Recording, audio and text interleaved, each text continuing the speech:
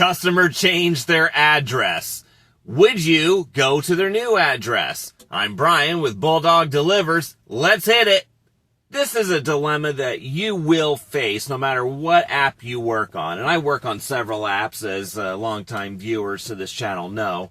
And on one of my recent videos, I just had a viewer ask me about what would I do in the situation where he put down that he delivered to the customer's house, and in that, as he's there, the customer says, "Oh, well, could you please return those items to the store? I'm 3 hours away. I'll tip you an extra $50. Now, that's really, really odd. And I told him, I said, look, I mean, basically it would be, no, you've already delivered it. That's it. You got to move on. Here's a question that I have for you. While his situation, and I didn't quite understand it at first when he was spelling it all out, I thought she was expecting him to deliver 3 hours away. That's a flat no. And even for $50, that's still a flat no. That's stupid. So, anyway, this does happen, and it's happened to me. I can't even count how many times it's happened over the last 4 years that I've been doing this. But I can tell you a few times last year it did happen. And I will tell you that, the results are mixed. What do you do? Do you deliver to the customer's other address, especially if it's only a couple miles away?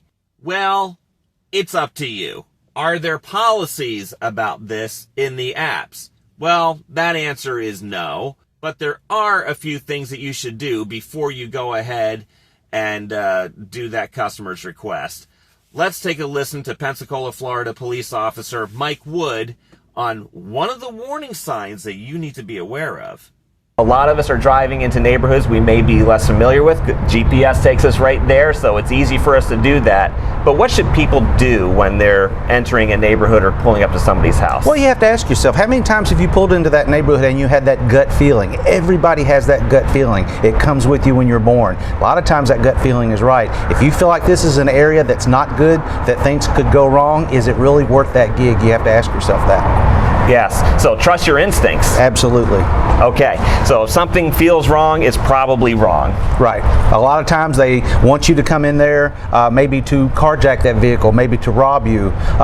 Most of the time it's going to be a legit gig, but if you have that gut feeling that something's wrong, I would turn around. People can sometimes change their addresses. Oh, by the way, that's the wrong address. Deliver over to here. That could be a red flag, couldn't it? That's a huge red flag. They did that for a reason. Again, that gut feeling, those instincts, use them. While there really is no specific rule within the apps about delivering to another address, here's what I would do based on my experience. The first thing that I always do is listen to what Mike Wood said. There is something that you should always be aware of, and that is your personal safety first and foremost. The second thing that I would do is call support immediately.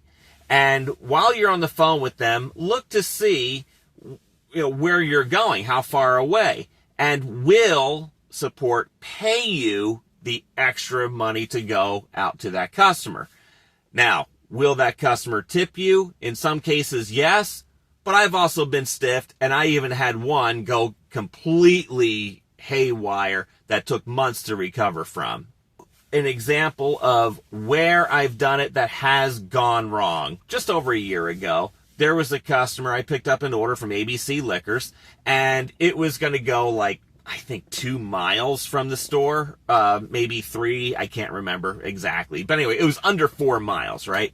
So I get to the address that the customer gave, which was some sort of a business, but I didn't know. It was in a strip mall. And so I'm messaging the customer, I said, where are you? And she says, well, I'm at such and such address. I said, well, that's not what I have on my app. And she said, would you be willing to deliver to me? And I'm like, what's your address? And she told me, and it was another 20 to 25 minutes away. And I know this area because, again, you got to know your zone, right? And I thought, oh man, I was just starting to get into the off season, and I'm like, well, let me call Uber and find out. So before I moved anywhere, I called Uber support, got through to them right away, and I told them what the situation was, and they told me they would pay me. And I asked how much. And they were a little evasive as to committing to a dollar amount, but finally we came to, a rate per mile, whatever it was. And I was like, you know what? I'll do it. So I deliver out to this customer. I keep in touch with them. I tell them, my new ETA. And so I went to the address that she gave me. I go knock on the door. A couple comes to the door, and they're like, that's not us. I'm like, oh my goodness.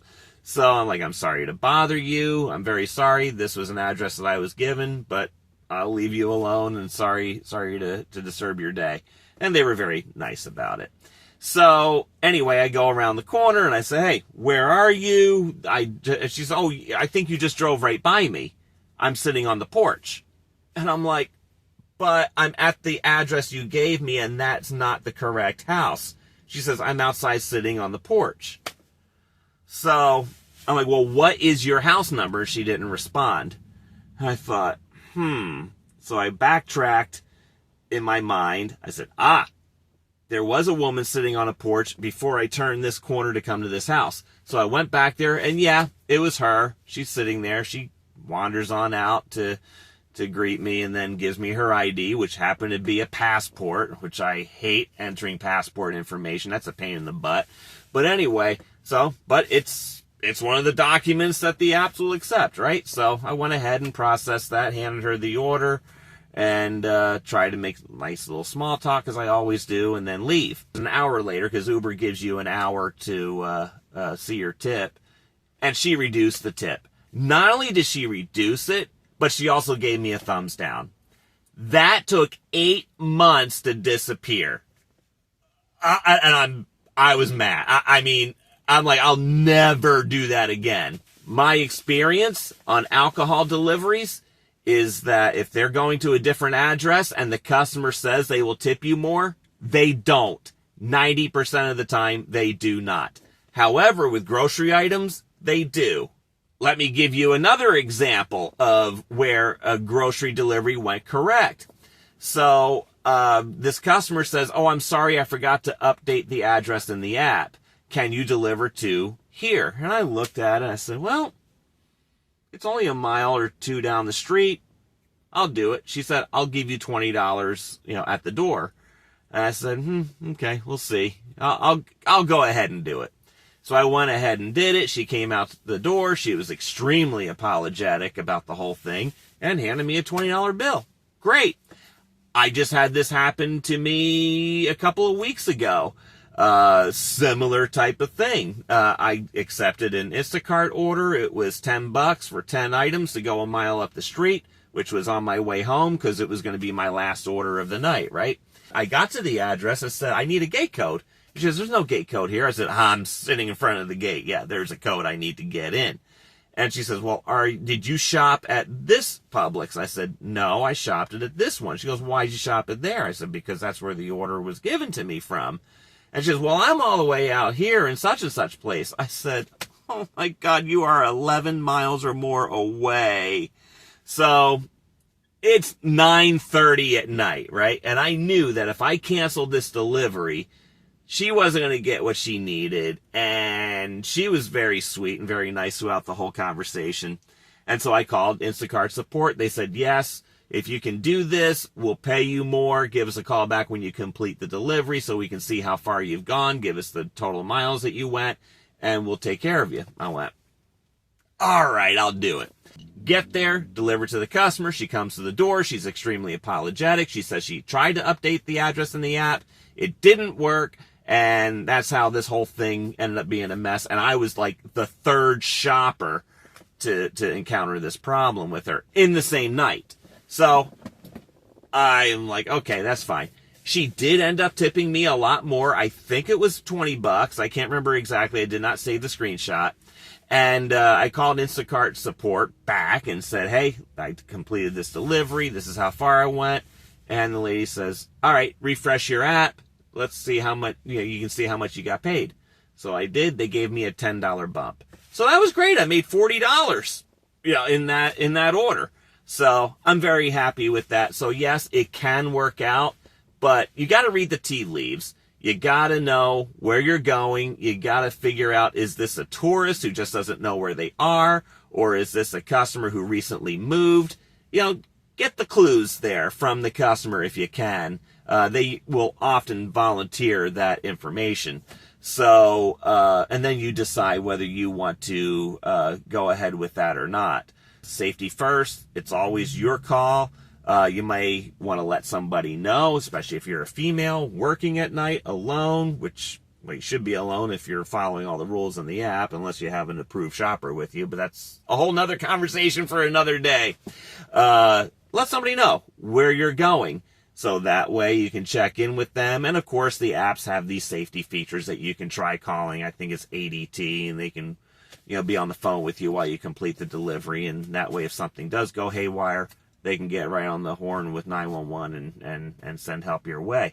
You're an independent contractor. You can decide what you do.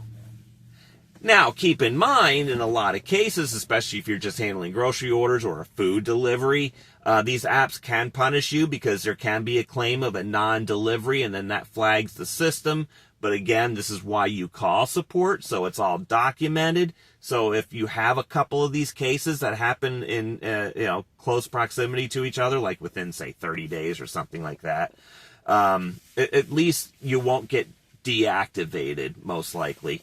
So it's good to call support and let them know at the same time, especially if you're going to have to cancel the delivery after you've already picked up the order. But again, alcohol always gets returned to the store unless the support agent tells you otherwise.